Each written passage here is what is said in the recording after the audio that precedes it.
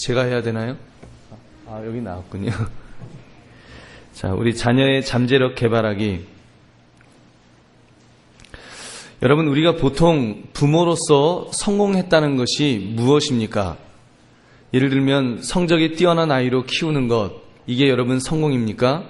운동을 잘하는 아이로, 김연아 같은 아이로 키우면 성공입니까? 여러분, 대부분의 부모들은 그런 것들을 성공의 이제 기준으로 여깁니다. 그래서 자녀에게 가능한 모든 기회를 제공해 주려고 아주 그 최선을 다합니다. 그래서 그렇게 하면 어떤 면에서는 부모들이 마치 그걸 안전지대처럼 내가 내 자녀에게 미술을 가르치고 음악을 가르치고 운동을 가르치고 이런 공부 쪽집게 도사 과외를 붙이고 이런 거 해갖고 하여튼 아이를 좀 그렇게 하면은 내가 내 자녀를 제대로 개발시키는 거다. 아이들의 잠재력을 제대로 개발시키는 거다라고 그렇게 위로받기도 합니다. 그래서 심지어 학원을 6개, 7개씩 다니는 그런 불쌍한 아이도 있다고 합니다. 참 어떻게 보면 되게 불쌍하지요. 여러분 혹시 여러분의 자녀가 학원 6개, 7개 다니는 자녀 있습니까? 여러분 그 아이는 행복한 아이가 아니라 불쌍한 아이입니다. 어떻게 인간이 6개, 7개 학원을 하고 다닐까요? 그 로봇 아닙니까? 여러분 과연 하나님도 그렇게 학원 6개, 7개씩 다니면서 그렇게 하는 것을 과연 좋게 생각하실까요? 하나님도 우리의 자녀가 그런 것들을 제공함으로 잠재력이 개발된다고 생각하실까요? 여러분 한번 질문해 보자는 것입니다. 그래서 우리가 오늘 공부를 통해서 어떤 것이 자녀의 그런 잠재력을 개발을 위해서 필요한지를 살피면서 함께 은혜를 나누시기 바랍니다. 우리 자녀의 잠재력을 개발시키는 방법, 첫 번째가 자녀에게 필요한 것은 뭐뭇과 뭐뭇이다. 그게 뭔가 하면 자존감과 안정감입니다. 자존감과 안정감이 필요합니다. 이 두 가지는 기본적인 아이들의 욕구입니다. 여러분, 다시 말하면 여러분의 자녀는 자기가 중요한 존재이며 사랑받고 있는 존재인지를 알고 싶어 한다는 것입니다. 여러분의 자녀가 그 아이의 숨겨져 있는 잠재력이 개발되려면 일단은 내가 정말 존귀한 존재다. 여러분 그것이 되어야지, 그것이 기본으로 깔려 있어야지 그 아이의 잠재력이 개발되는 것입니다. 그냥 애들 학원으로 밀어붙이면서 너 이것도 못하냐 저것도 못하냐 그래갖고 그냥 애들이 학원만 쫓아다닌다고 해서 아이들의 잠재력이 개발되는 것이 아닙니다. 자기가 뭘 못하는지만 확인하는 거죠. 이것도 못하고 저것도 못하고 하여튼 엄마가 원하는 건 다 못하는 아이가 되는 것입니다. 여러분께서 그 자녀의 자존감을 개발하는 거, 그래서 내가 얼마나 중요한 존재고 얼마나 사랑받고 있는지를 알아야 되고요. 또 하나는 안정감입니다. 내가 안전하다고 하는 그것이 느껴져야 됩니다. 내가 이 땅을 살아가는데 안전하다. 여러분, 그러므로 아이들은 언제나 두 가지 질문을 던집니다. 아이들이 항상 묻는 두 가지 질문이 있는데, 첫째는 저를 사랑하나요? 저를 사랑하나요? 라는 이 질문을 던집니다. 이 질문은 자존감과 연결되어 있는 것입니다. 여러분, 그래서 내가 사랑받고 있는지, 또 한 가지는 분명한 경계선이 어디까지인가요? 라고 하는 그런 부분입니다. 아이들은 이 타락한 세상에서 살고 있기 때문에 늘 질문을 던집니다. 매일 한계가 어디까지가 한계인지를 아이들은 알고 싶어 한다는 거예요. 여러분 그런 거 아십니까? 여러분의 자녀들은 이런 질문을 여러분에게 던지는 거예요. 어디까지 갈 수 있어요? 엄마, 어디까지 내가 말대꾸 할 수 있어요? 어디까지 내가 잘못을 하면 안 맞을 수 있어요? 여러분, 그게 여러분 자녀들이 입으로 하진 않지만 여러분에게 던지는 질문이라는 것입니다. 어디까지 한계를 그어 있는지, 여기에 대해 부모는 그 경계선을 분명히 그어 주어야 합니다. 허용될 수 있는 것과 허용될 수 없는 것의 경계를 분명히 해줄 때 아이들은 안정감을 느낍니다. 여러분 이해되셨죠? 첫째는 저를 사랑하나요? 얼마나 사랑받고 있는지 여러분 그 사랑하고 있다는 것을 확인시켜줘야 되고, 두 번째는 분명한 경계선이 어디까지인지를 알려주셔야 됩니다. 여러분, 사실 이런 면에서 저도 잘 안 됩니다. 저도 성격이 좀 어떤 면에서는 좀 두리뭉실한 데가 있어갖고, 아빠, 이거 어떻게 해요? 그러면 그렇게도 좋고 저렇게도 좋고, 이래도 좋고 저래도 좋고, 좀 그런 식입니다. 근데 그게요, 자녀 교육에는 굉장히 안 좋다는 것을 깨달았습니다. 아이들한테는 분명한 것을, 이거는 된다, 이거는 안 된다, 이거를 가르쳐 주어야 할 때가 분명히 있더라고요. 그런 일들이 있습니다. 그래서 여러분, 그럴 때 분명하게 허용할 수 있는 것과 허용될 수 없는 것, 그것의 경계를 주십시오. 그래서 집에서 욕할 수 없다. 집에서 형제들끼리는 주먹 쓰면서 싸울 수 없다. 주중에는 TV 시청은 안 된다. 이런 어떤 경계선을 주면 오히려 아이들이 편안해합니다. 여러분, 오히려 그러면 아이들이 안정감을 느낍니다. 왜냐하면 그 속에서 자기의 욕구를 채우면 되니까. 그러면 주중에는 엄마 아빠가 TV 못 보게 하니까 그러면 마음을 접어요. 그래서 절제심을 배우는 겁니다. 오히려. 그리고 주말이 되면 준비합니다. 칼을 갈면서 이번 주말에 어떻게 TV를 보면은 잘했다는 소문이 퍼질까. 그래서요, 미리 팝콘도 준비도 하고요, 미리 과자도 준비해갖고 이제 텔레비전 볼 수 있는 때 아주 우아한 모습으로 그게 하려고, 이게 TV 보면서 팝콘도 먹고 과자도 먹고 하면서 하려고 준비를 해요. 여러분, 그렇게 무엇을 해야 될지 무엇을 안 해야 될지 경계선을 져주면 아이들이 훨씬 안정감을 누린다는 것입니다. 이 경계선을 정해놓은 이유는 여러분, 그 무슨 애를 갖다가 이렇게 억압하기 위한 것이 아니에요. 너를 사랑하기 때문에 너 자신이 원하는 대로만 할 수 없다는 것을 알게 하고, 또 너를 책임 맡은 부모로서 보호해야 하기 때문이다 라고 하는 그 마음으로 아이들에게 경계선을 주시기 바랍니다. 사실 이 부분이 얼마나 어렵습니까? 여러분, 완전한 부모가 어디 있겠습니까? 자녀에게 그 경계선을 탁 정해주고 이렇게 산다는 거 쉽지 않습니다. 우리가 완전한 부모가 되기가 쉽지 않아요. 여러분, 사실 완전한 부모가 가능하겠습니까? 여러분, 완전한 부모 있으시면 한번 손들어 표해 주시기 바랍니다. 그러면 제가 이 자리를 바꿔드리겠습니다. 제가 가서 앉고 완전한 부모님께서 강의를 하시고, 저도 완전하지 않습니다. 저도 배운 대로 여러분에게 전달할 뿐입니다. 그 답은 완전한 부모는 없습니다. 우리는 단지 하나님께서 본을 보이신 대로 따라가는 사람에 불과합니다. 여러분, 창세기 1장 27절에 보면 하나님께서 우리 한번 1장 27절 한번 같이 읽어볼까요? 시작. 하나님이 자기 형상 곧 하나님의 형상대로 사람을 창조하시되 남자와 여자를 창조하시고, 지금 하나님이 이 땅을 창조하시고 남자와 여자를 창조하시고 보시기에 어땠다 그랬습니까? 좋았더라. 근데 어느 정도 좋았어요? 심히 좋았더라. 너무 좋으셨습니다. 그래서 하나님께서 너무 사람을 만드신 것이 너무 좋아서 하나님이 심히 좋았더라. 이 말은요, 다른 말로 하면 너무 사랑스러웠더라. 너무 사랑하신다는 거예요. 너무너무 정말 그 인간을 만드시고 너무 예뻐서 어쩔 줄 몰라 하셨다는 것입니다. 그러면 어쩔 줄 몰라 하실 만큼 예뻐하신 것으로 끝났을까요?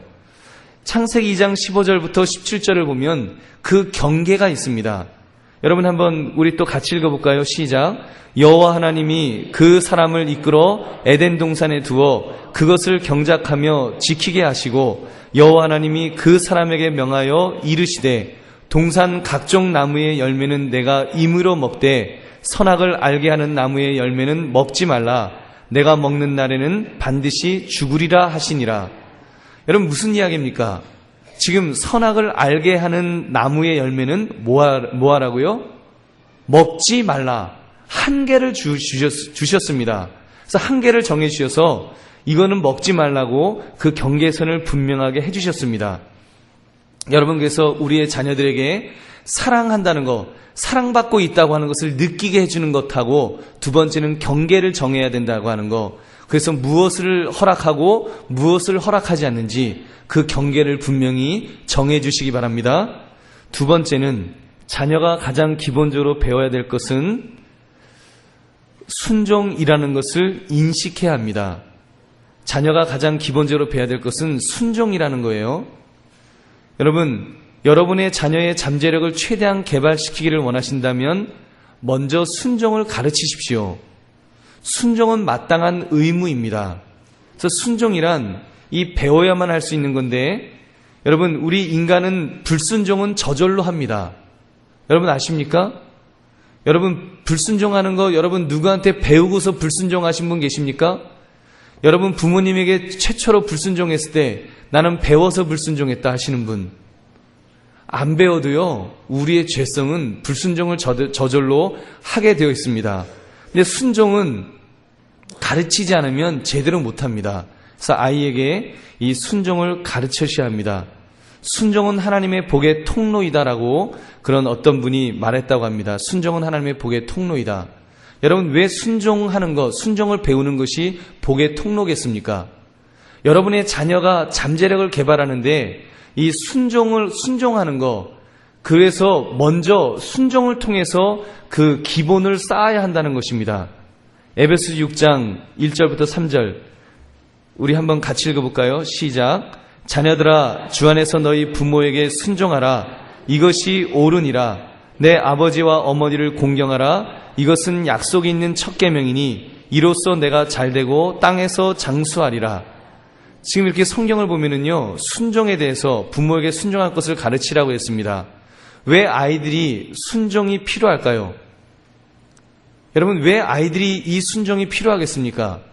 순종하는 것, 순종을 일단 부모로부터 배우지 않으면 그 다음 다른 순종이 다음에 이어질 수가 있을까요? 그런데 부모님들 입장에서 여러분 우리가 얼마나 자녀에게 순종을 가르쳤습니까?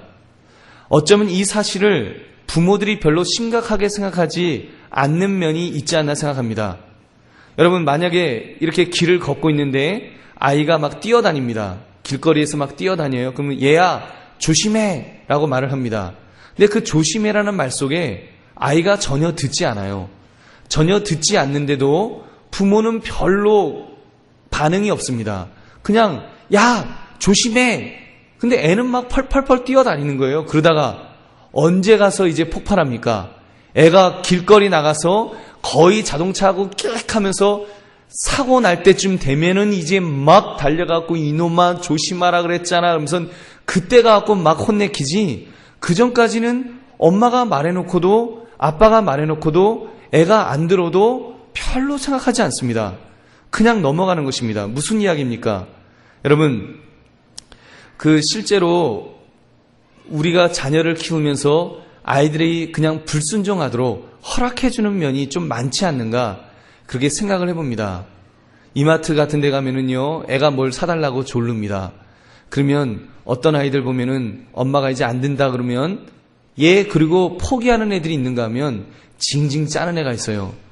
징징 짜는 애는 하여튼 보면은 대부분 두드려 맞든 어떻게 하든 결국은 그거 들고 있습니다. 결국 엄마가 져요.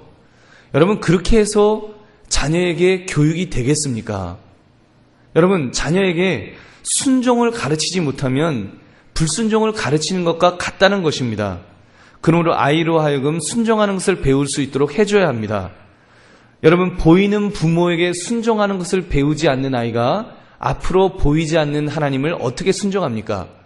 성령님의 말씀에 어떻게 순종하며 살 수가 있겠습니까? 하나님의 말씀에 순종하지 않는 아이가 어떻게 잠재력이 제대로 개발이 되겠느냐는 말입니다. 자, 여러분 순종을 배워야 되는데 순종의 정의, 여기 보시면 순종은 자녀가 부모의 말을 경청하도록 가르치는 것이다. 여러분 순종은 자녀가 부모의 말을 경청하도록 가르치는 것입니다. 같은 말을 되풀이하도록 하는 부모는 자녀가 부모를 훈련시킨 경우입니다. 엄마가 같은 말을 되풀이하잖아요. 그는 자녀에게 훈련을 당한 겁니다. 훈련을 하시는 것이 아니라 훈련을 당한 겁니다. 아이들이 알아요. 어떻게 합니까? 엄마가 말하지요. 얘야 물 떠와라. 들은 척도 안 합니다. 애는 알아요. 저건 아니다. 그 다음에 엄마가 말합니다. 야 물 떠와. 그러면 이제 애가 약간 깜짝 놀라는 척 하면서 저것도 아니다. 애가 압니다. 이미 그렇게 훈련이 돼 있으니까 그 정도는 아니라는 거 알아요. 야, 물 떠와! 그러면 이제 또 한 번 놀래고 그때 이제 갈등하겠죠. 여기서 내가 들어줘 말어, 들어줘 말어. 이러는 거예요. 그다 이제 마지막에 엄마가 이제 꼭지가 돌아가지고 가갖고 팔 걷어붙이고, 야! 왜 물 떠는데 안 떠와? 그러면 이제 알았어요. 그리고 이제 뜨는 거예요. 여러분, 그거는 누가 누구를 훈련시킨 겁니까? 여러분, 부모가 자녀를 훈련시킨 게 아니라 자녀가 부모를 사육한 거예요. 그래서 언제 들어야 될지를 자녀가 이렇게 엄마 그 정도 갖고는 안 돼. 좀 더 세게, 좀 더 크게, 좀 더 화내게 할 때까지 여러분 그렇게 되면 우리가 자녀에게 순종을 가르친 것이냐는 것입니다. 여러분 그러므로 부모의 말씀에 경청할 수 있도록 가르치십시오. 어떻게 가르치라 그랬습니까? 지난주에도 말씀드렸죠. 가갖고 눈을 맞추고 심각한 표정으로 딱 눈을 마주치고 얼굴을 딱 잡고 그 눈앞에다 대고 눈을 마주치고 말하는 겁니다. 야, 물 떠와. 물 떠와라. 그리고 돌아서는 거예요. 여러분 그러면 어떤 자녀가 물을 안 떠오겠습니까? 엄마도 딴짓하면서 아빠도 딴짓하면서 소리만 지르는 거예요. 물 떠와라! 물 떠와라! 소리만 지르니까 애는 안 듣는 것입니다. 그래서 화가 날 때까지 기다리는 거예요. 그래서 여러분 반드시 자녀에게 그렇게 듣도록 어떻게 하면 내 한마디에 자녀가 말을 들을 수 있을까? 그거를 연구합시다. 그래서 여러분 한마디에 내 자녀가 말을 들을 수 있도록 경청할 수 있도록 교육하시는 것, 그것이 중요한 줄로 믿습니다. 그래서요, 부모가 무서워서 순종하는 것이 아니라 그래도 부모를 인격적으로 이렇게 인정해주고 그렇게 순종하는 아이로 키워질 때 그런 사람이 앞으로 성령님께서 그의 심령 안에서 역사하실 때 그 역사에 순종하는 것입니다. 여러분 언제까지 여러분의 자녀를 쫓아다니겠습니까? 초등학교 때야 뭐 조금 쫓아다닐 수 있지만 아이가 중학교, 고등학교 가면 대학교 가면 여러분 어떻게 그 아이를 여러분 부모님의 말씀에 순종하는 아이로 키우겠습니까? 길이 없어요. 여러분 그래서 그 자녀가 순종이 훈련이 돼서 하나님의 말씀에 순종하는 아이로 키워졌을 때 그때 아이가 대학을 가든지 어디를 가더라도 자기 스스로 판단할 수 있게 되는 것입니다. 성령님께서 담배 문제 이거는 하나님 기뻐하지 않는 거야. 그러면 안 하는 아이가 되는 거예요. 혼전 성관계 문제 이거 하나님 앞에 죄잖아. 그리고 안 하게 되는 것입니다. 싸움의 문제 이런 모든 문제들 그렇게 될 수 있도록 자녀가 부모의 말을 일단 경청하도록 그렇게 가르치실 수 있기를 원합니다. 요한복음 14장 21절도 보니까 나의 계명을 지키는 자라야 나를 사랑하는 자니 나를 사랑하는 자는 내 아버지께 사랑을 받을 것이요 나도 그를 사랑하여 그에게 나를 나타내리라. 계명을 지키는 자라 그랬습니다. 그래서 사랑과 신뢰의 관계가 되도록 도와줘야 되는데 제임스 답슨이라고 하는 분이 이런 말씀을 했습니다. 아이들이 자라기 전에 부모가 가르쳐야 할 것은 아이들의 영혼을 해치지 않은 상태에서 아이들의 영혼을 해치지 않고서 아이들의 의지를 꺾는 것이다. 여러분 이 두 가지 개념이 같이 있는 것입니다. 하나는 아이들의 영혼을 해치지 않는 아이들의 인격을 잘 세워주는 부분하고 아이들의 의지를 꺾는 것이 같이 가야 된다는 것입니다. 어렸을 때일수록 그 영혼을 해치지 않으면서 그 아이의 의지를 꺾으라는 것입니다. 여러분 무슨 얘기인지 아시죠? 순종을 가르치라는 거예요. 그래서 애 기죽이라는 이야기가 아니라 순종을 제대로 가르치라는 것입니다. 세 번째, 순종은 단계적으로 발전하는 것입니다. 이 아이에게 한번 가르쳤다고 해서 영원히 순종하는 것은 아닙니다. 어렸을 때 전혀 순종을 가르치지 않다가 어느 날 커서 가르치겠다?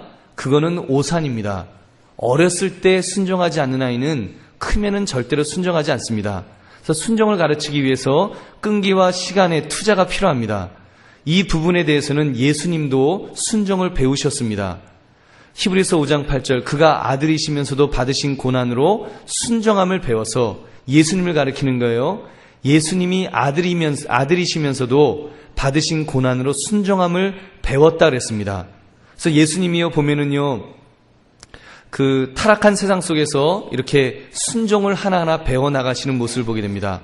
누가복음 2장 52절에 나오죠. 예수는 지혜와 키가 자라가며 하나님과 사람에게 더욱 사랑스러워 가시더라. 여기에 보면 4가지 성장이 나옵니다. 그 지혜가 나오고 키가 나오고 하나님과 사람에게 사랑스러워 가시는 모습이 나오는데요. 지혜, 이거는 지적인 성장을 말하는 것이고요. 키가 자라는 거, 육적인 성장을 말합니다. 하나님께 사랑스러워 가시는 거, 영적인 성장이고요. 사람들에게 사랑스러워 가시는 거, 그거는 사회적인 성장입니다. 이거를 순종을 통해서 예수님도 배우셨다는 것입니다. 그래서 지혜는 지적인 성장, 키는 육체적인 성장, 하나님께 사랑스러우심은 영적인 성장, 사람들에게 사랑스러움은 사회적인 성장, 이 성장이 예수님도 이렇게 있으셨습니다. 넘어가겠습니다. 그래서 여러분, 그 영적 성장과 정신적 발달이 있는데 로렌스 콜버그라는 학자가 연구한 내용입니다. 여러분에게 나누어드린 교재를 보시면 작은 표가 있을 것입니다. 거기 보면 영적 성장과 정신적 발달이 나옵니다. 아이가 아주 어렸을 때는 그 구체적인 사고를 합니다. 그래서 이 연령대 아이, 그러니까 먼저 여러분 한번 들어보십시오. 이런 겁니다. 아이가 어렸을 때는 구체적인 사고, 그 표를 보시면 구체적인 사고가 왼쪽에 있고 오른쪽으로 성인의 추상적 사고가 나오잖아요. 아이가 어렸을 때는 그 구체적인 사고, 그래서 삶이 오로지 자기 중심으로 있다고 생각합니다. 우주의 중심이 자기예요. 그래서 어린 아이들이 우주의 중심이 자기이기 때문에 숨바꼭질을 하면 심지어 이런 일도 벌어지는 겁니다. 애가 어떻게 합니까? 막 숨으려고 하다가 급하면 자기가 눈 딱 감고 그리고 자기는 숨었다고 하는 거예요. 여러분 그런 경우 보셨습니까? 아이들은 어리기 때문에 어렸을 때는 이때는 구체적인 사고뿐이 못합니다. 그래서 자기가 눈 감고는 자기 다 감추어졌다고 이러고는 숨었다 그럽니다. 엉덩이 다 보이고 그리고 숨었다 하는 것입니다. 그럴 때는 아이에게 필요한 것은요, 규칙입니다. 여러분, 그래서 0세에서부터 4세, 5세까지 이때는 규칙이 필요하다는 거예요. 그래서 그때 그 아이에게 예를 들어서 그때 아이에게 이상한 것 가르치면 이 연령대 아이에게 너 예수님을 마음에 모셔야 돼. 여러분, 그러면 애들은 당황하는 거예요. 왜냐하면 구체적인 사고뿐이 할 줄 모르는데 여러분, 어떻게 예수님이 내 마음속에 들어오셔? 어떻게 내 마음속에 예수님을 모셔? 그 아이의 그 연령대에는 그게 이해가 안 가는 겁니다. 추상적인 개념이잖아요. 그렇기 때문에 그런 것들이 이해가 되지 않는 그 나이 때 그 아이들한테 예를 들어서 성화해야 돼. 너 왜 성화가 안 돼? 거룩해져야지. 그러면요, 애는 헷갈리는 겁니다. 그때 아이들에게 필요한 것은 옳고 그른 것을 가르치는 것입니다. 그냥 이건 잘못이다, 이거는 좋다 나쁘다, 흑백으로 분명하게 남의 것을 가져오면 나쁜 짓이다, 이렇게 가르치는 그것만 해야 된다는 것입니다. 그다음 이제 6세, 7세 정도 아이들이 되면 이제 관계 속에서 그 이해하도록 가르칩니다. 그리고 11세, 12세 아이들쯤 되면 이제 이성이 생겨요. 그러면 이유를 설명해 줘야 됩니다. 이 나이쯤 되면 이제 아이 보고 안 돼라고 말하면 왜 안 되죠? 이렇게 물어보는 겁니다. 왜 안 돼요? 따지고 묻는 거예요. 여러분 그때 부모들이 이제 한 초등학교 5학년, 6학년 되는 아이들에게 부모님 중에 이렇게 대답하는 분이 있습니까? 왜 안 되긴 왜 안 돼? 내가 안 된다고 했으니까 안 되지. 여러분 그게 4살, 5살 아이한테는 그렇게 하시면 됩니다. 그럼 아이가 엄마가 안 된댔으니까 안 되는 거야. 근데 11살, 12살 아이 보고 그렇게 물으면 아이는 반발하는 것입니다. 여러분 그래서 그럴 때는 아이에게 설명을 해줘야 됩니다. 왜 안 되는지 이성적으로 납득이 가도록 설명을 해줘야 됩니다. 그러다가 이제 그 아이가 16세, 17세 어른이 이제 청소년기가 되면 그때는 의지에 호소해야 됩니다. 그래서 스스로 결정을 내릴 수 있도록 너 신앙에 비추어 보았을 때 그게 좋은 일이라고 생각하느냐? 너가 판단하고 너가 결정해라. 그래서 그 나이쯤 되면 의지에 호소해야 된다는 것입니다. 그래서 여러분, 이 사고가 보면 구체적인 사고에서 성인이 될수록 점점 추상적인 사고로 이제 사고의 틀이 바뀐다고 하는 거, 우리가 그거를 꼭 생각하시고요. 그래서 지식에 대한 공식을 한번 이렇게 잡아봤습니다. 연령별 성숙의 단계하고도 관계가 있는데요. 처음에는 지식입니다. 이때는 규칙이 필요합니다. 어린 나이들, 그때는요, 옳고 그름에 대해서 분명하게 규칙, 이건 된다 안 된다, 그걸 정해주는 거예요. 그러다가 조금 더 지나면 이제 사랑의 관계로 가는 겁니다. 관계. 그래서 관계 속에서 내가 너를 얼마나 사랑하는 줄 아니? 그러면서 뭐 예쁘다 어쩌다 이렇게 가다가 그게 이제 이성의 단계까지 가는 것입니다. 그래서 지혜에 호소하는 거죠. 그래서 너가 이게 왜 안 되는지, 왜 되는지, 이렇게 그런 것들이 전부 이제 이성적으로 납득이 되면 그 다음에 청소년기쯤 되면 이제 확신, 의지에 호소하는 것입니다. 그래서 너가 이러이러하기 때문에 이거는 안 된다고 했지. 그리고 엄마 아빠가 너를 얼마나 사랑하는 줄 알지. 너 이거 봐라. 이게 좋은 일이라고 생각하느냐? 네가 한번 이성적으로 판단해도 이거 잘못된 거 아니냐? 그렇다면 너가 어떻게 살아야 되겠니? 너 이 일에 대해서 네가 결단해야 된다. 여러분, 가르치십시오. 여러분, 자녀에게, 예를 들면 청소년기의 아이에게 무조건 야, 너 담배 피지만 너 담배 피면 죽어. 그러면 여러분, 자녀가 그거를 듣고 따를까요? 여러분, 자녀에게 이렇게 한번 이야기해 보십시오. 너는 크리스찬이다. 너가 크리스찬으로서 하나님이 거룩하게 우리의 몸을 만들라고 그랬는데 너 담배 피면은 하나님이 좋아하실까? 그러니까 네가 한번 결단해봐라. 아마 분명히 친구들은 너보고 담배 피자고 분명히 유혹할 거다. 그때 또래 친구들이 또래가 압박을 해올 텐데, 피어 프레셔가 있을 텐데, 그럴 때 너가 결단하는 거다. 나는 예수 믿는 사람이기 때문에 한번 안 하겠다고 결심해봐라. 여러분, 여러분의 자녀에게 그 의지에 한번 호소해 보시기 바랍니다. 아마 훨씬 효과가 있을 줄로 믿습니다. 여러분, 무조건 안 된다고 하기보다는 그 의지에 네가 판단하고 이것이 잘못됐다고 생각하기 때문에 하도록 아이에게 납득하면 그 아이가 그를 듣게 될 줄로 믿습니다. 여러분, 그래서 그런 과정을 하시고, 여러분, 이 첫 번째 준비됨의 원칙도 한번 보시기 바랍니다. 이제 연령별로 가다 보니까 그 자녀의 연령에 맞게 교육을 시켜야 된다는 거예요. 잘못 교육시키면은 이제 안 되겠죠. 준비됨의 원칙. 자녀가 정신적으로, 정서적으로 배울 능력이 됐을 때만 가르치라는 것입니다. 예를 들면 3살, 4살 아이에게 에베소서 6장의 말씀을 배워야 된다. 우리 성화의 삶을 살자. 여러분, 그러면 그 아이가 그 엄마 아빠의 그 가르침에 들을까요? 그 아이의 머릿속에는 엄마 아빠는 막 연설을 하고 있는데 아이 머릿속에는 나는 나가서 자전거를 타고 싶다. 난 자전거를 타고 싶다. 그것만 있는 거예요. 그 연령의 아이에게 그 소기의 경읽기라 그러잖아요. 여러분, 그 아이의 연령대에게 그렇게 말하는 것, 그거는 어리석은 것입니다. 반대로 17살, 18살 된 청소년기의 자녀에게 이제 그렇게 말하는 거예요. 내가 그렇게 말했으니까 너 그 일을 포기하거라. 내가 그렇게 말했으니까 너 그거 하지 마. 여러분, 그러면 모르긴 몰라도 아마 자녀들이 문 꽝 닫고 지방에 들어갈 거예요. 여러분, 그런 거 경험해 보셨습니까? 청소년기 아이에게 내가 말했으니까 안 돼. 그러면요, 기분 나쁘다고 인상 팍 쓰고 그럽니다. 그래서 싸우잖아요, 이제. 마지막에, 이놈의 자식, 어디, 애비 앞에서 문을 꽝 닫고 들어가. 너 나와봐. 그리고 싸우잖아요. 여러분, 그 연령에 맞게 준비됨의 원칙에 의해서 내 자녀가 어느 단계에서 무슨 이야기를 들을 수 있는지, 그거를 분명히 하셔야 됩니다. 그래서 마치 자녀 교육을 연 날리기 하듯이 하라고 말을 해요. 연 날리기 하듯이. 연을 날릴 때 어떻게 합니까? 4살, 5살 된 아이 보고 연 주고서 너 연 날려. 이렇게 하는 바보 부모는 아무도 없을 것입니다.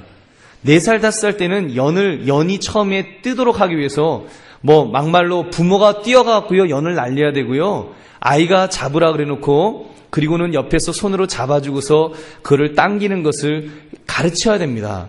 그래서 처음에 4살, 5살 때는 엄마, 아빠가 손으로 옆에서 잡아줘야 돼요. 그렇게만 해도 애는 좋아서 어쩔 줄 몰라 합니다.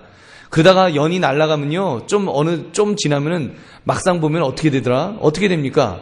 아버지가 연 날리고 있어요. 애는 다른 거 하고 놀고 있고. 여러분, 어찌됐건 그때는 이렇게 도와줘야 됩니다.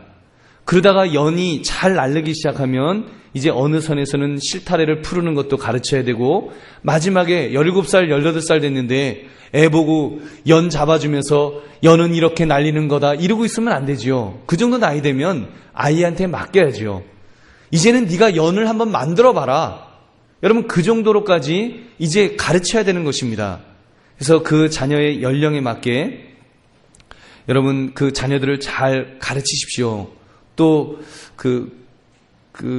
또 반대로 연이 여러분의 자녀라고 생각하시면 그 연에 따라서 여러분 언제 당겨야 될지, 언제 놓아줘야 될지, 더 실타래를 풀어줘야 될지, 그래서 가까이 있을 때, 또 멀리 뛰어보내줘야 될 때, 또 연에 따라서 가오리연, 방패연, 여러 가지 연도 종류가 많잖아요. 자녀도 밀고 당기는 거, 그거를 놓아주고 당겨주고 하는 이런 것들을 지혜롭게 내 자녀의 특성에 맞게 이렇게 하는 지혜가 있어야 될 줄로 믿습니다. 그래서 하여튼 준비됨의 원칙이 있고요. 그래서 자녀가 정신적으로 정서적으로 배울 능력이 됐을 때만 가르치라는 것입니다. 두 번째는 책임의 원칙입니다. 자녀가 스스로 할 수 있는 일상적인 일은 해주지 말아야 합니다. 여러분, 이 부분 어떻습니까? 아마 모르긴 몰라도 여기 계신 우리 부모님들 중에 이 부분에서 걸리는 분들이 꽤 계실 거예요. 자녀가 스스로 할 수 있는 일을 부모님이 해주시는 경우가 많지 않습니까? 요즘 어머니들 보면 너무 챙겨주지 않는가 그런 생각을 합니다. 그래서 온실 속에서 아이들이 자랍니다. 심지어 대학생의 스케줄을 엄마가 짜주는 대학생도 있답니다. 여러분, 남의 이야기 같지만 여러분 그렇게 될 수 있습니다. 책임의 원칙이 무너지면 그렇게 된다는 것입니다. 여러분은 어떻습니까? 자녀에게 책임감을 이렇게 주십니까? 아니면 여러분이 해주십니까? 어떠십니까? 저희 어머니도 지금 이 나이에도 가끔 저희 어머니 그러세요. 새벽에 깨워줄까? 제가 잘 못 일어나거든요. 제가 어머니 제가 알아서 깨겠습니다. 근데 여러분 그게 부모 마음인 것 같아요. 불안하신 거예요. 근데 참 여러분의 자녀들은 어떻습니까? 저요 가끔 신방 가보면 가슴이 답답할 때가 있습니다. 부모님들이 자녀가 나이가 30살 40살 됐는데도요 자녀 걱정하느라고 정신이 없어요. 자녀 완전히 사업까지도 막 엄마 아빠가 다 고민하시고요 걱정하시고, 아니 자녀가 직장을 구하는데 왜 엄마 아빠가 걱정을 해야 됩니까? 여러분 나이가 몇 개인데, 여러분 나이가 몇 개입니까? 여러분의 자녀가 30개도 넘고요 막 35개 6개 막 되는데도요 그거 걱정하십니다. 여러분 책임감의 원칙이라고 하는 점에서 그거는 옳지 않습니다. 그래서 제가 가끔 그런 생각을 해요. 맞벌이 부부인 자녀하고 엄마들이 집에서 자녀만 키우는 자녀의 차이점을 제가 좀 보았습니다. 이렇게 맞벌이 부부인 경우 단점이라면 이제 부모의 엄마의 사랑을 많이 못 받는 것이 조금 단점일지 모르지만 장점이 있습니다. 여러분 맞벌이 부모의 자녀들을 보면 아이들이 일찍 철이 납니다. 눈치도 빨라지고요. 일단 자기 일을 자기가 하는 그 책임감에 있어서 훨씬 낫습니다.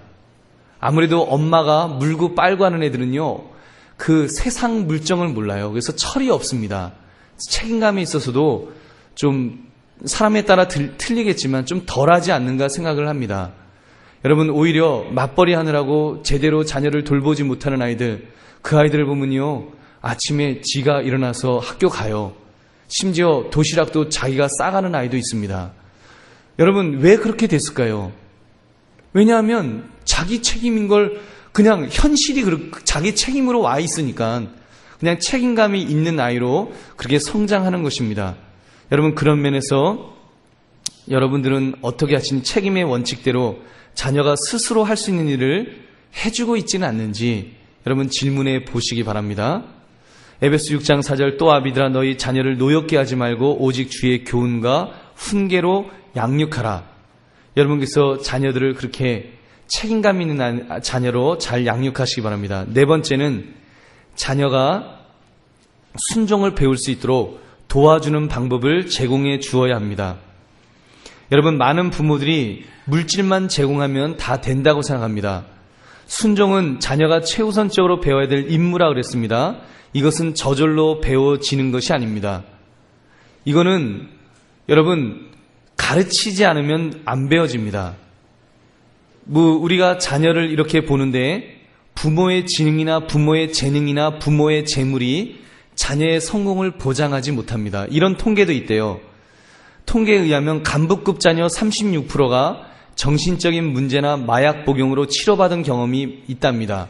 반면에 일반 사원의 자녀는 15%밖에 안 된다고 하는 그런 통계도 있습니다. 그러므로 우리가 알아야 할 것은 자녀들에게 필요한 도움은 물질이 아니라 순종하도록 도와줄 필요가 있습니다. 그래서 여러분, 순종하도록 가르치십시오. 신명기 6장 4절부터 9절 말씀 어떻게 가르치는지 여러분 우리 함께 한번 읽어보겠습니다. 시작. 이스라엘아 들으라. 우리 하나님 여호와는 오직 유일한 여호와이시니 너는 마음을 다하고 뜻을 다하고 힘을 다하여 내 하나님 여호와를 사랑하라.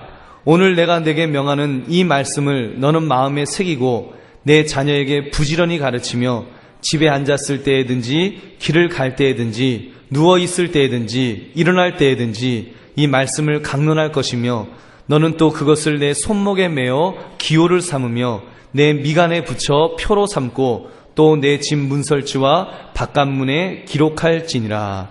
아멘. 여러분, 여기 보면 오직 유일한 여호와이시니라고 하는데 여러분 한번 동그라미를 쳐보십시오. 이거는 그냥 지적인 서술이 아니라 신학적으로 하나님이 유일한, 여호와가 유일한 하나님이십니다. 이런 신앙의 고백이 있어야 된다는 겁니다. 둘째, 하나님 여호와를 사랑하라. 여기에도 동그라미를 치시고, 그래서 여러분은 주님이신 하나님을 사랑해야 한다는 것, 자녀가 하나님을 사랑해야 한다는 것을 가르치고, 내게 명하는 이 말씀을 너는 마음에 새기고, 그 다음에 내 자녀에게 부지런히 가르치며 또 이 말씀을 강론할 것이며, 여러분 이런 부분에 동그라미를 하시고, 또 보면 손, 표, 문설주, 바깥문 이런 데 네모를 하셔갖고 우리의 자녀를 어떻게 가르쳐야 되는지, 어떻게 교육해야 되는지 여러분 꼭 생각해 보시기 바랍니다. 이제 얼마 안 남았는데 자녀에게 적용할 수 있는 5가지 방법에 대해서 보겠습니다. 첫째, 교리적 진리를 가르치는 것입니다. 그래서 우리 조금 전에 아까 신명기에도 있는 것처럼 자녀에게 상대적인 교리적인 진리를 가르쳐야 됩니다. 여러분, 이 시대는 상대적인 진리를 이야기합니다. 상대주의란 말 들어보셨죠?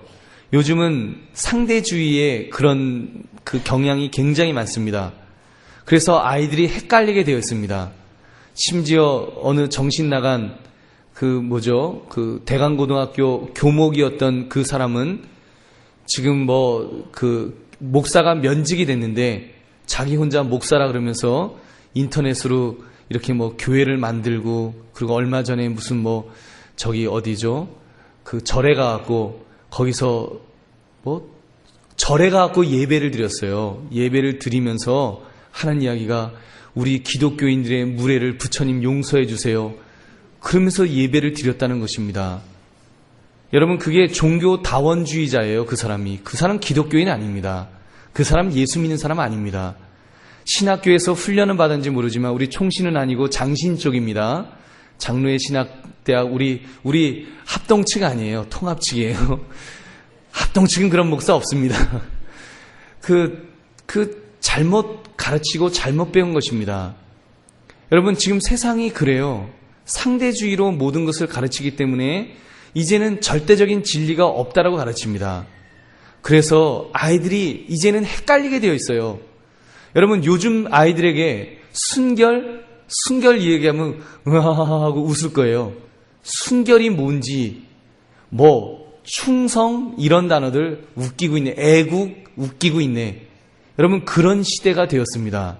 여러분, 그런 시대에 적어도 우리의 자녀들을 가르칠 때 자녀에게 적용할 수 있는, 아까 그 신명기의 말씀을 가지고 적용할 수 있는 것 중에 하나가 교리적인 진리를 아이에게 심어주는 것입니다. 그래서 그것이 기초가 돼야 됩니다. 교리적인 진리. 그래서 특별히 어렸을 때 그 아이에게 그런 신앙적인 것들을 바르게 가르쳐서 그것이 기반으로 닦아져야 됩니다. 두 번째, 개인적인 헌신입니다. 그래서 여호와를 스스로 사랑할 수 있도록 가르치라는 것입니다. 하나님을 사랑하도록 가르치라는 거예요. 그래서 이때 개인적인 모범을 보일 것입니다. 방 안에서 성경을, 여러분, 이때 개인적인 헌신의 모습을 보이기 위해서, 여러분, 우리가 지난주에도 했던 그 모범의 본이 있잖아요. 부모님이 먼저 헌신하는 모습을 보이는 것이 중요합니다. 여러분, 자녀에게 맨날 성경 읽어라 라고 이야기해봤자 아이들이 잘 안 들어요. 근데 엄마가 우아하게 혼자서 성경을 펼쳐서 읽으시는 모습, 아버지가 성경을 보며 기도하는 모습, 여러분, 그런 모습을 힐끗힐끗 아이들이 보게 된다면 여러분, 그것이 교육입니다. 그렇게 하면서 하나님의 개인적인 헌신, 엄마가 새벽마다 그 새벽 기도를 하기 위해서 나가는 그 모습을 보면서 어느 날 애가 자기 딴에는 시험 공부하느라고 일찍 일어났는데, 그래서 세상 모든 사람이 잠자고 있는 줄 알았는데, 보니까 엄마가 새벽 기도 갔다가 들어오시거든요. 엄마 어디 갔다 와? 새벽 기도 갔다 온다. 그때 애는 우리 엄마는 내가 그동안 잠자고 있던 그 시간에 엄마는 새벽마다 기도를 하고 계셨구나. 그걸 깨닫는 것입니다. 그 개인적인 헌신, 그 헌신을 엄마의 모범을 통해서 이렇게 보게 되는 것입니다. 아빠들이여, 저를 포함해서 우리가 자녀에게 보여주는 모습이 무엇입니까? 쉬는 날 늦게까지 잠자고 해발레 갖고 TV 보고 그러고 있는 모습, 겨우 좀 괜찮은 모습 보인다는 게 밥상에서 신문 펼치고 있는 모습, 아니면 우리는 그렇지 않겠지만 안 믿는 아이들 같은 경우는, 안 믿는 부모는 맨날 아버지가 술 먹고 들어와서 꺽꺽거리는 모습. 여러분, 그런 모습 보여서 뭐가 되겠습니까? 그러면서 우리는 개인적인 헌신, 이 헌신할 수 있도록 아이들에게 그런 좋은 본을 보이시는 우리 어머니, 아버지, 또 할아버지, 할머니 되시기를 주님의 이름으로 축원합니다. 세 번째는 성경적인 지식입니다. 내게 명하는 이 말씀을 내 마음에 새기라 그랬습니다. 여러분, 여러분의 자녀에게 하나님의 말씀, 성경적인 지식을 새겨주십시오. 그래서 암송을 시키는 것이 중요합니다. 우리 주일학교에서도 이렇게 가끔 암송을 시키는데 굉장히 중요합니다. 우리 제자반에서도 암송을 하는데 잘 안 됩니다. 그래도 이렇게 열심히 하시니까 돼요. 여러분, 자녀들은 얼마나 더 잘 되겠습니까? 그래서 이렇게 성경적인 지식을 가르치십시오. 정으로 묘비를 새기듯이 새기시기 바랍니다. 우리 대한민국 국민요, 제가 볼 때는 새기는 민족입니다. 우리 대한민국 국민들 대단한 민족입니다. 세계 어디를 가도요, 아무리 높은 산을 가도요, 바위에 가보면 홍길동 왔다 가다. 여러분, 그거 안 새긴 데 없고요, 식당 같은 데 가도, 테이블 같은 데 가도요, 아무개 왔다 가다 다 새겨놨습니다. 그렇게 새기기를 좋아하는 민족인데, 여러분, 우리가 우리의 자녀에게 이 성경적인 지식을 정말 심어줄 수 있는, 새길 수 있는 그런 우리 부모들 되시기를 바랍니다. 네 번째는 체계적인 지도입니다. 부지런히 가르치라 그랬습니다. 그래서 여러분, 교회에 맡기기보다는 부모가 부지런히 가르치는 것이 필요합니다. 그래서 가정 예배 드리는 것이 중요하고요. 또 즉흥적인 가르침이 아니라 체계적으로 가르치는 것이 중요합니다. 여러분께서 여러분의 자녀들을 가르치실 때마다 이렇게 무엇을 가르치실지 정리하시고 또 그런 것들을 그 기회 있을 때마다 이렇게 잘 가르쳐 보십시오. 여러분 그렇게 가르치시고 계시죠? 저는 가끔 제 아이들에게 이렇게 뭐를 가르치다가 제가 은혜 받는 경우가 있어요. 그래서 너무 좋아서 내가 어떻게 이런 훌륭한 말을 하지? 그리고 제가 어록을 만들어야지. 그리고 제가 이 플래너에다가 기록을 해놓습니다. 여기다가 기록을 해놓고 내가 아이가 뭐라고 질문을 해서 내가 오늘은 이러이러하게 대답을 했노라고. 그래서 어록을 지금 만들어가고 있어요. 나중에라도 이제 제 아이가 컸을 때 이제 이 어록을 정리해갖고 얘야 네가 클 때 아빠가 이러이러하게 대답해 주었단다. 여러분 그러면 그게 얼마나 큰 자산이 되겠습니까? 여러분 체계적으로 내 자녀에게 어떻게 지도해 줄지. 여러분 뭐 저 같은 햇병아리 이제 중딩 1학년짜리 그 아버지인데도 그러는데 여러분들은 더 얼마나 참 좋은 그런 교육이 많이 있으셨겠습니까? 그런 경험했던 그런 것들 또 이렇게 자녀들에게 또 우리 손주들에게 이렇게 가르치시는 그런 체계적인 지도하시는 우리 부모님들 되시기를 바랍니다. 마지막으로 5번째, 가르칠 수 있는 순간. 여러분 그 순간을 포착하십시오. 이 비공식적인 가르침입니다. 그래서 여러분 그 가르쳐야 될 그 순간을 포착하시면 그때 놓치지 마시고 가르치셔야 됩니다. 여러분 아시겠죠? 여러분은 그냥 호시탐탐 그 기회를 엿보고 있어야 됩니다. 내 자녀와 만났을 때, 내 자녀와 식사를 하다가, 내 자녀에게 어떤 이야기를 하다가 언제 어록에 남을 만한 좋은 이야기를 해줄 수 있을까? 그 기회를 여러분 이렇게 자꾸 이렇게 만들어 보시기 바랍니다. 그래갖고 아이들에게 식탁에서라도 뭐 길 가다가도 운전하다가도 아이들에게 좋은 이야기가 있으면 해주십시오. 그래서 오늘 학교에서 무슨 일이 있었는지 물어보시고 또 아이가 이러이러하게 대답하면은 네가 이럴 때 이렇게 해야 되지 않겠니? 하면서 가르칠 거 가르치시고 또 배워야 될 것 있으면 배우도록 하십시오. 여러분 그게 중요합니다. 그래서 뭐 심지어 아이가 뭐를 잘못해갖고 형은 뭐를 얻었는데 자기는 놓쳤어요. 하나도 못 받았습니다. 그럼 얼마나 속상하고 괴로울까요? 그러면 아이에게 교훈하는 겁니다. 너가 이 일을 통해서 무엇을 깨달을 수 있겠니? 너가 그때 좀 더 의지를 가지고 포기하지 않았으면 너도 형처럼 얻지 않았겠냐? 하고 가르쳐 주는 겁니다. 그래서 기회가 있을 때 가르칠 수 있는 순간, 그 순간을 포착해서 가르치시기 바랍니다. 제가 요즘 참 괴롭습니다. 우리 없죠?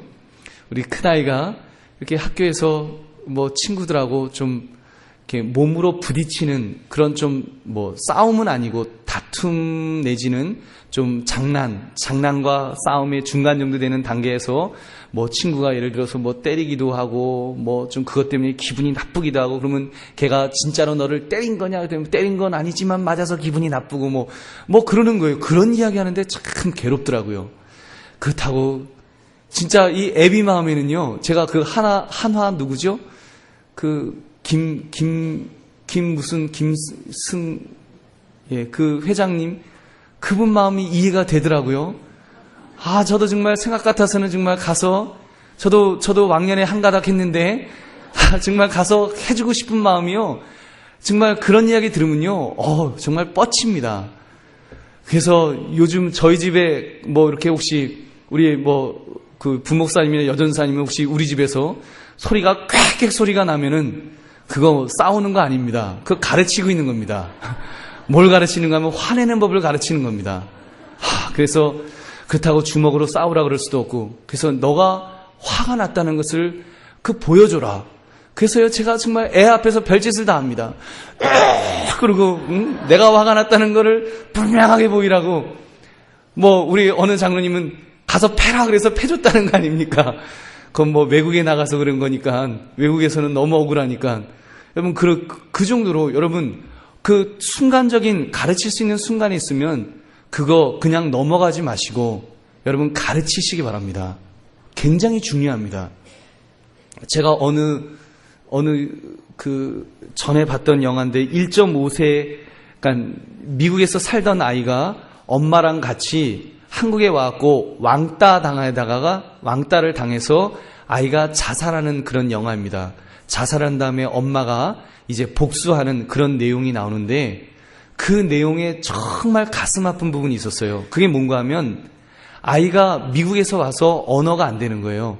그래서 학교에서 왕따를 당하고 정말 괴로움을 당하고 있는데 엄마가 그 아이를 들어주질 못했습니다. 왜냐하면 엄마가 너무 힘들었어요.